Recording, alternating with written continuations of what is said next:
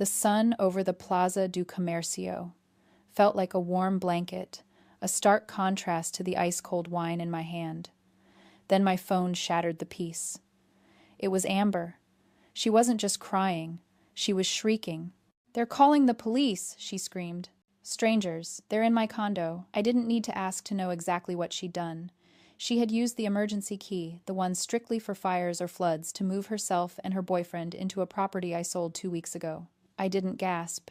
I didn't apologize. I just took a slow sip of my vinho verde. Before I tell you how my family tried to hijack my life from across the ocean, drop a comment and let me know where you're listening from. I'd love to know who's part of our community. To understand why I didn't scream, why my pulse remained steady, you have to understand where I came from. You have to understand the architecture of guilt I lived inside for 32 years. In Seattle, the rain didn't just wash the streets. It felt like it soaked into the drywall of my life, making everything heavy, damp, and impossible to move. My parents, Jeffrey and Holly, didn't build a home based on love. They built a structure based on utility. In their blueprint, I wasn't a daughter. I was a load-bearing wall. My purpose was to stand there silent and sturdy, holding up the roof so my sister Amber could dance in the living room without getting wet. They called it family duty. I called it a long con. The data point wasn't hidden. It was parked in the driveway. On Amber's 16th birthday, she received a brand new crossover SUV.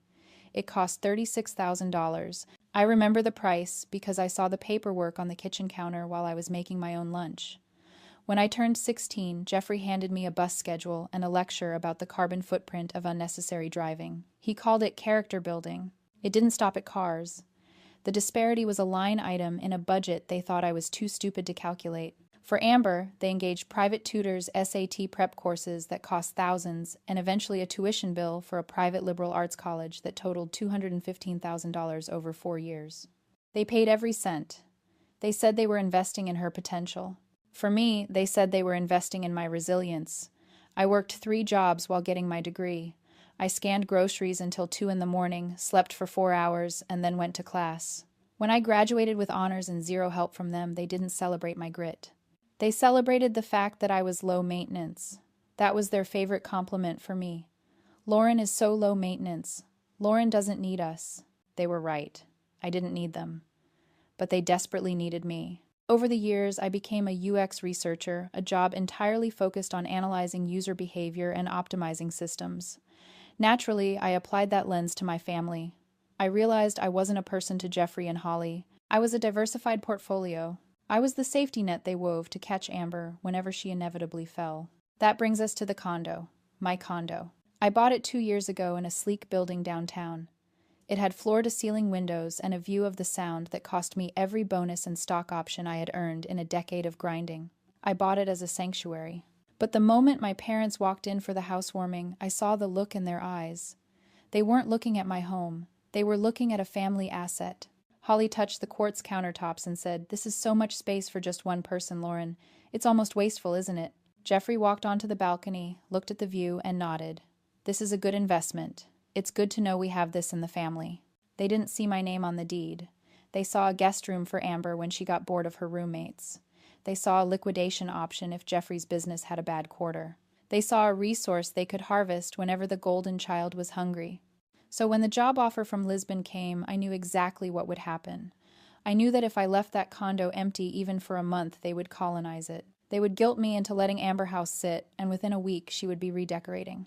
I realized then that the guilt I felt, the heavy, crushing obligation to share what I earned, wasn't natural. It was a cage they had built around me, brick by expensive brick. And I knew there was only one way to escape a cage that strong. You don't unlock the door. You bulldoze the whole building.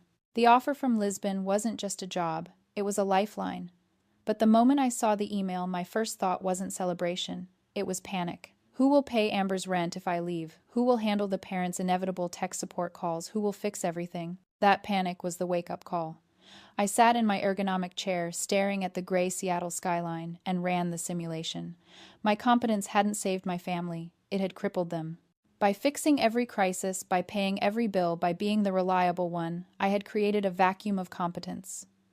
I had made it so easy for them to be helpless that they had forgotten how to survive. Amber wasn't just entitled, she was atrophied. My parents weren't just users, They were enablers who had outsourced their parenting to their eldest daughter. If I told them I was moving, the guilt trip would be immediate. They would beg me to keep the condo. Just in case, they would say, just until Amber gets back on her feet. And I knew myself. I knew that if they pushed hard enough, the architecture of guilt would activate and I would cave. I would turn my sanctuary into a crash pad and I would be paying the HOA fees from Portugal while Amber threw parties I wasn't invited to. So I made a choice. I chose silence. A discreet real estate agent handled the listing off-market. My life went into boxes late at night disguised as routine decluttering. When they asked about my plans for the condo while I was abroad, the lie came easily over Sunday dinner. I hired a property management company, I told them. They're going to rent it out to corporate clients. It's all handled. Strict lease. No family allowed. My mother frowned, fork pausing halfway to her mouth. A management company? That sounds so impersonal, Lauren. Strangers in your home. It pays the mortgage, I said, keeping my voice flat. 2 weeks before my flight, I sat across from the Coopers at a long mahogany table. They were a young couple, both architects, their eyes wide with excitement. They talked about painting the nursery and hosting dinner parties. They saw a future in that space. I signed the papers, handed over the keys, and felt a physical weight lift off my chest. It wasn't just a sale, it was an amputation. I didn't tell my parents. I didn't tell Amber. I boarded the plane to Lisbon with 2 suitcases and a one-way ticket, leaving behind a ghost house that no longer belonged to me. I thought I had outsmarted them. I thought I had finally escaped the vacuum. I didn't realize how desperate they were to be filled. I sat in the Plaza do Comércio, staring at my phone. Amber's hysterical screams had faded, replaced by the grim reality of what had just happened. My parents had driven her to the condo.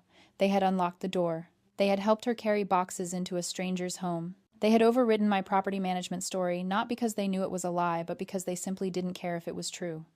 In their minds, my property was family property. My boundaries were suggestions. I dialed the number for Ryan Cooper.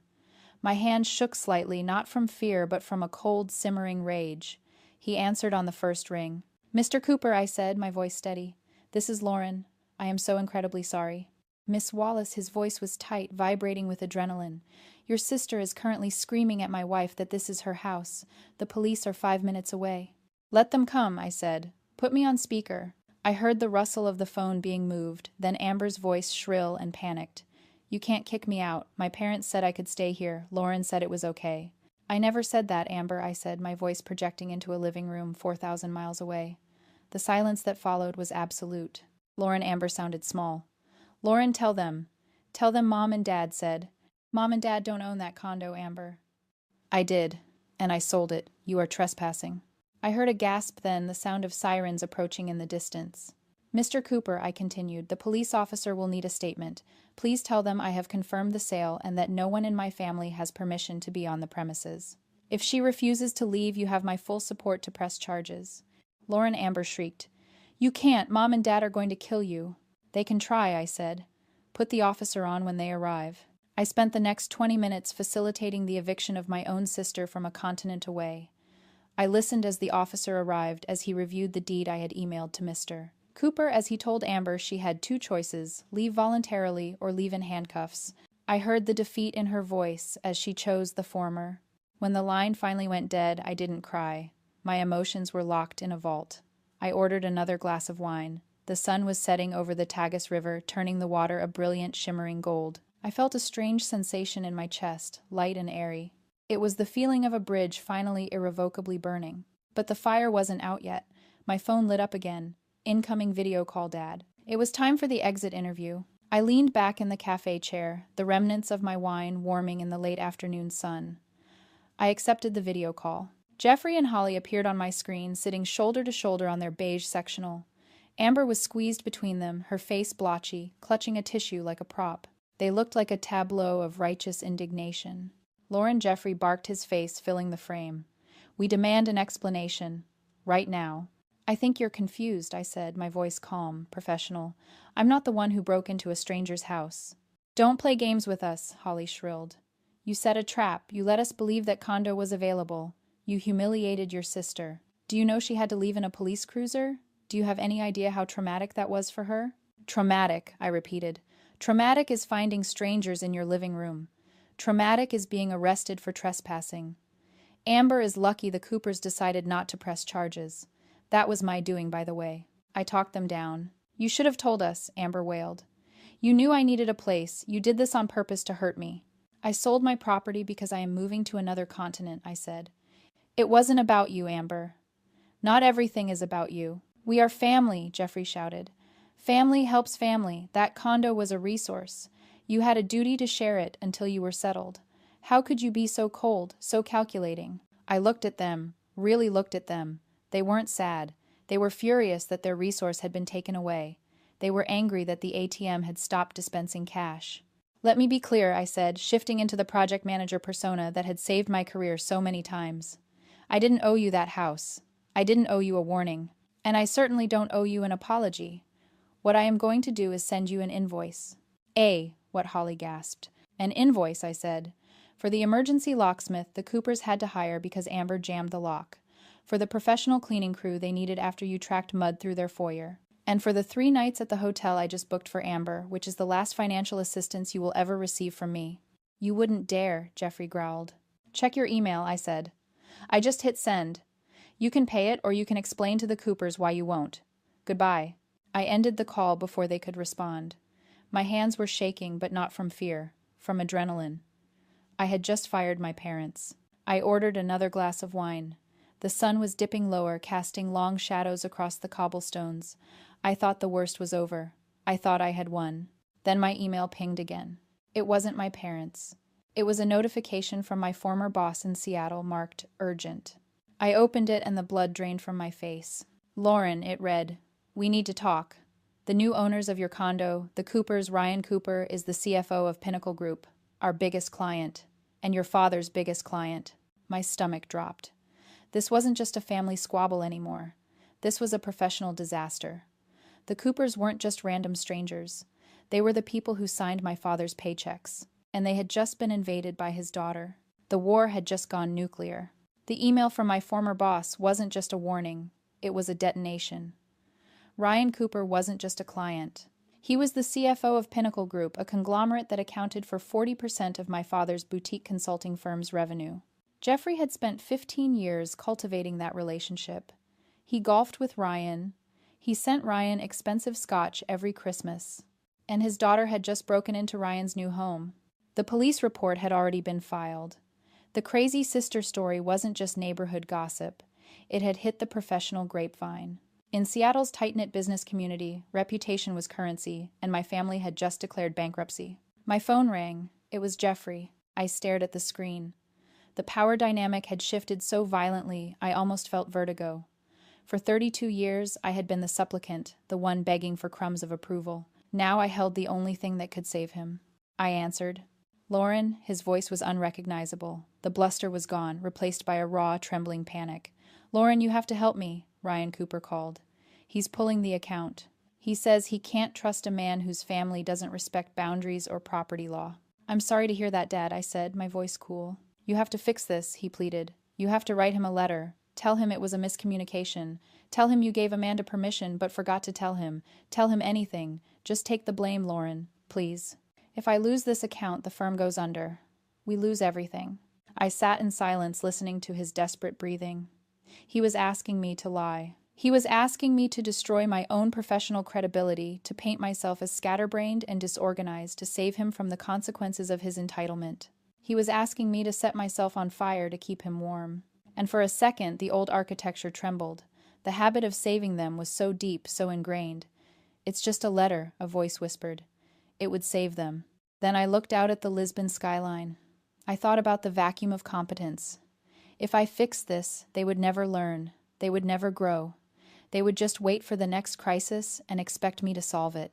Dad, I said softly, do you remember when I was 12, when I asked you for money for the science fair and you told me that failure is the best teacher? Lauren, please, this isn't the time for... It is exactly the time, I said. I won't lie for you. I won't take the blame for Amber's crime or your enabling. This is what happens when you treat people like resources instead of humans. You lose them. You're being selfish, he cried, the old anger flaring up. Yes, I said, and the word tasted like honey. I am being selfish. I am preserving myself. And I am finally happy. I hung up. Then I blocked his number. I blocked Holly. I blocked Amber. I sat there as the sun dipped below the horizon, bathing the city in twilight. I had just destroyed my father's business. I had just severed ties with my entire family. And I had never felt more alive. 6 months have passed since I hung up that phone. 6 months of silence.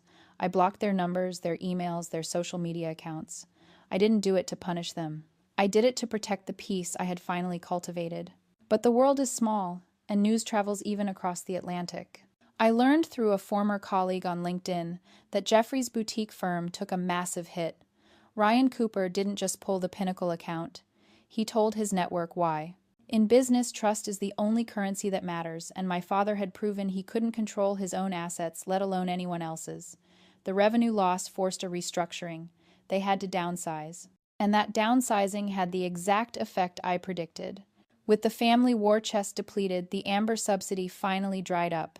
They couldn't afford to pay her rent anymore. They couldn't afford to keep her as a pet. Last week I saw a status update from a mutual cousin. Amber has a job, a real one. She is working as a receptionist at a dental office in Bellevue. It isn't glamorous.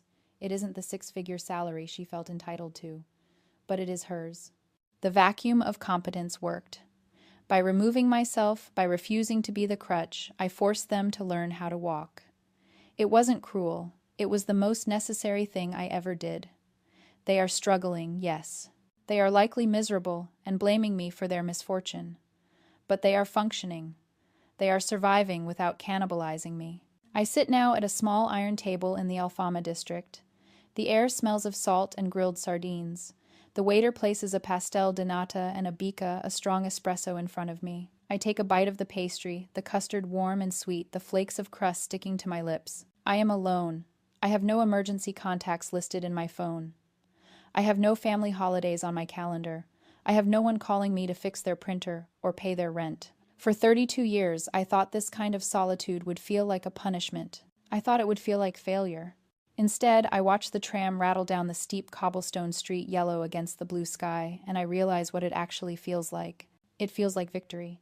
It feels like the first breath you take after stepping out of a room that was slowly running out of oxygen. I didn't just survive my family. I outgrew them.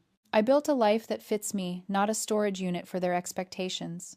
I take a sip of the coffee. It is bitter and perfect. I am selfish. I am solitary. I am free. If you've ever had to burn a bridge to stop yourself from crossing back over it, hit that like button. Share this with the responsible one in your life who needs to hear it. And subscribe for more stories about finding your freedom. Thanks for listening.